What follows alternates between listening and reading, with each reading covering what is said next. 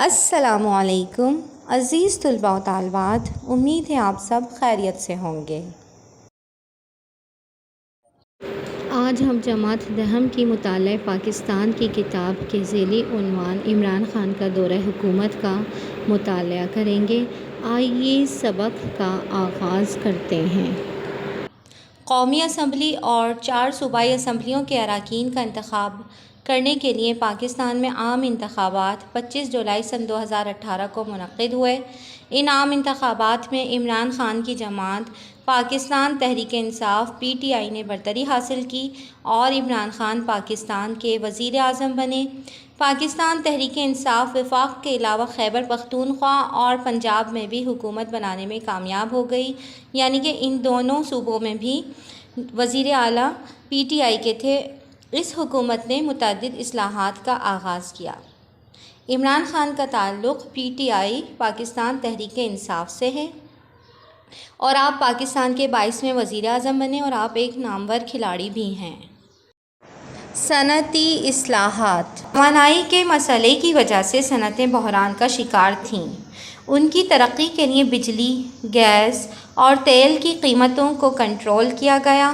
مستقل بنیادوں پر صارفین کو سستی بجلی کی فراہمی کے لیے حکومت نے بجلی پیدا کرنے والے خود مختار اداروں کے ساتھ بنیادی معاہدے پر نظر ثانی کے لیے مذاکرات کا آغاز کیا، یعنی انہوں نے بھی اپنے دور کو کامیاب دور بنانے کے لیے سب سے پہلے ایندھن کی طرف توجہ دی کہ بجلی، گیس اور تیل کی قیمتیں کنٹرول میں رہیں۔ حالانکہ اس وقت عالمی منڈی میں تیل کی قیمتوں میں اضافہ ہوتا جا رہا تھا۔ زرعی اصلاحات۔ کاشتکاروں کو زراعت کی ترقی کے لیے قرضے دیے گئے۔ کھیتوں سے تجارتی منڈیوں تک پختہ سڑکیں تعمیر کی گئیں۔ پہلے جو کھیتوں سے منڈیوں تک کا راستہ کچا ہوتا تھا اور پہنچنے میں بہت دیر لگتی تھی، تو انہوں نے پختہ سڑکیں تعمیر کرائیں تاکہ کسانوں کو آمد و رفت میں سہولت ہو سکے۔ تعلیمی اصلاحات۔ تعلیم کی ترقی کے لیے ایک قوم ایک نصاب کے اصول پر نیا نصاب ترتیب دیا گیا، جس میں پہلے مرحلے میں پہلی جماعت سے 5ویں جماعت تک یکساں نصاب اور کتب مرتب کی گئیں۔ یکساں یعنی کہ ایک جیسا، برابر۔ دوسرے مرحلے میں 6 سے 8ویں جماعت تک کا نصاب اور کتب، جبکہ تیسرے مرحلے میں 9 سے 12ویں جماعت کا نصاب اور کتب شامل ہیں۔ یہ نیا نصاب بچوں کی جدید تعلیمی ضروریات پوری کرنے کے ساتھ ساتھ کردار سازی، اخلاق سازی اور حب الوطنی کو فروغ دے گا۔ یہ روایتی رٹا سسٹم کی حوصلہ شکنی کے ساتھ ساتھ طلباء کے سوچنے اور سمجھنے کی صلاحیت میں اضافہ کرے گا۔ سوچنے اور سمجھنے کی صلاحیت یعنی کہ تخلیقی لکھائی اور تخلیقی ہنر۔ بچوں، آپ اچھی طرح سے جانتے ہیں قوم کی ترقی میں تعلیم کو بنیادی حیثیت حاصل ہے، کیونکہ تدریس ہی وہ واحد شعبہ ہے جس سے نسل نو کی تعمیر ہوتی ہے، تربیت ہوتی ہے۔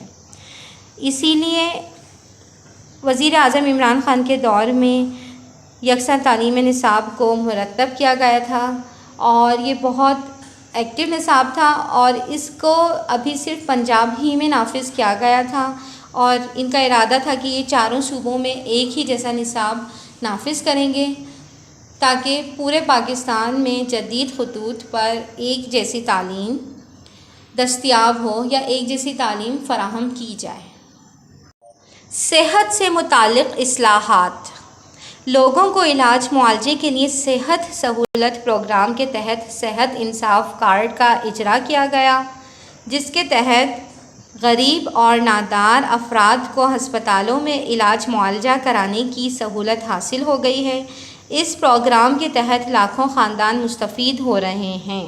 مستفید یعنی کہ فائدہ حاصل کرنا۔ صحت انصاف کارڈ یہ ایک ہیلتھ کارڈ ہے جو پنجاب کے مختلف اضلاع کے لوگوں کو پاکستان کے مخصوص ہسپتالوں میں مفت طبی علاج کی سہولت فراہم کرتا ہے، اور اس کے بعد اس کا نفاذ خیبر پختونخوا میں بھی کیا گیا۔ معاشی اصلاحات۔ پاکستان تحریک انصاف کی حکومت نے ملک کے غریب طبقے کی خوشحالی، نوجوانوں کو روزگار مہیا کرنے اور خواتین کو مساوی، برابر مواقع فراہم کرنے اور انہیں بااختیار بنانے کے علاوہ ملک کی معیشت کو مضبوط کرنے کے لیے متعدد منصوبوں اور پروگراموں کا آغاز کیا۔ وزیر اعظم عمران خان نے جن منصوبوں اور پروگراموں کا آغاز کیا ان میں دیا میر بھاشا ڈیم کی تعمیر، احساس پروگرام، نوجوان ہنرمند پروگرام۔ احساس پروگرام کورونا کے دور میں شروع ہوا تھا۔ نیا Pakistan housing programme, plant for Pakistan 10 billion tree programme, یعنی کہ پاکستان میں 10 بلین درخت لگائے جائیں گے۔ احساس سیلانی لنگر، پناہ گاہیں، ڈیجیٹل پاکستان ویژن سمیت کئی دیگر منصوبے شامل ہیں۔ کیا آپ جانتے ہیں 4 جولائی سن 2018 کو سپریم کورٹ آف پاکستان نے دیا میر بھاشا ڈیم اور مہمن ڈیم کی فوری تعمیر کا حکم دیتے ہوئے چیئرمین وابڈا کی سربراہی میں کمیٹی قائم کی۔ MCQs کے لحاظ سے بہت اہم ہے یہ بھی، ٹھیک ہے۔ کب حکم دیا سپریم کورٹ آف پاکستان نے؟ 4 جولائی سن 2018 کو۔ اور سربراہی کمیٹی کس کے ذریعے سایہ قائم ہوئی تھی؟ چیئرمین وابڈا کے۔ بھاشا ڈیم کیا ہے؟ یہ وہ ڈیم ہے جو دریائے سندھ پر تعمیر کیا جائے گا اور جبکہ گلگت بلتستان اور چلاس کے رقبے کا بھی احاطہ کرے گا۔ مہمد ڈیم بنیادی طور پر سیلاب کو کنٹرول کرنے والا ڈیم ہے۔ ان دونوں ڈیموں کا سنگ بنیاد تو رکھا جا چکا ہے لیکن تاہم ابھی تک یہ مکمل نہیں ہو سکے ہیں۔ معاشرتی اصلاحات۔ بڑے شہروں میں شیلٹر ہومز یا پناہ گاہیں قائم کی گئیں۔ شیلٹر ہوم سے مراد ایسے لوگ جن کے پاس رہنے کے لیے کوئی جگہ نہیں ہوتی، وہ یہاں پر رہتے ہیں اور ان کو کھانا اور دیگر ضروریات زندگی مہیا کی جاتی ہیں تاکہ غریبوں، ضرورت مندوں اور مسافروں کو رہائش کے ساتھ ساتھ مفت کھانا بھی فراہم کیا جا سکے۔ انتظامی اصلاحات۔ چین، ملائیشیا، ترکی، برطانیہ اور متحدہ عرب امارات سمیت کئی ممالک کے شہریوں کو ویزا آن ارائیول یعنی پاکستان پہنچنے پر ان کو فوراً ویزا دینے کی سہولت فراہم کی۔ پاکستان تحریک انصاف کی حکومت نے سیاحت کے شعبے میں بھی خاطر خواہ اقدامات کیے اور اس حوالے سے پاکستان ٹورزم ڈیولپمنٹ کارپوریشن کے تحت نیشنل کوآرڈینیشن بورڈ تشکیل دیا گیا تاکہ ملک میں سیاحت کو فروغ حاصل ہو۔ یعنی ٹورزم کو فروغ دینے کے لیے ناردرن ایریاز میں نئے پروجیکٹ متعارف کرائے گئے۔ بچوں یہاں ایک بات آپ اور ذہن نشین کر لیں کہ کورونا وبا بھی وزیر اعظم عمران خان کے دور میں پھیلی تھی، جس پر قابو پانے کے لیے خاطر خواہ کام کیے گئے تھے اور احساس پروگرام بھی اسی وبا کے دوران شروع ہوا تھا۔ نمونے کے طور پر کچھ مختصر سوالات بتاتی چلوں۔ عام انتخابات سن 2018 کے نتیجے میں کس سیاسی جماعت کی حکومت وجود میں آئی؟ تو اس کا جواب ہے پاکستان تحریک انصاف کی حکومت وجود میں آئی۔ عمران خان کے دور حکومت میں ہونے والی تعلیمی اصلاحات کے بارے میں تحریر کریں۔ آپ کو تعلیمی اصلاحات کا پورا پیراگراف یاد ہونا چاہیے۔ صحت انصاف کارڈ کے ذریعے ملنے والی سہولیات تحریر کریں۔ صحت سے متعلق اصلاحات کا پورا پیراگراف ہے۔ پلانٹ فار پاکستان پروگرام کے تحت کتنے درختوں کی شجرکاری کی جانی تھی؟ جی ہاں، آپ کا جواب درست ہے، 10 بلین ٹری پروگرام، یعنی کہ 10 بلین درخت لگائے جانے تھے۔ سپریم کورٹ آف پاکستان نے دیا میر بھاشا اور مہمن ڈیم کے بارے میں کیا حکم دیا؟ تو انہوں نے فوری تعمیر کا حکم دیتے ہوئے چیئرمین وابڈا کی سربراہی میں کمیٹی قائم کی۔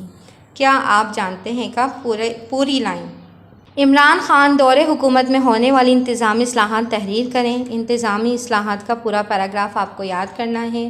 امید ہے آپ کو آج کا لیکچر اچھی طرح سے سمجھ آیا ہوگا۔ کل نئے لیکچر کے ساتھ دوبارہ حاضر ہوں گے۔ جب تک کے لیے اللہ حافظ۔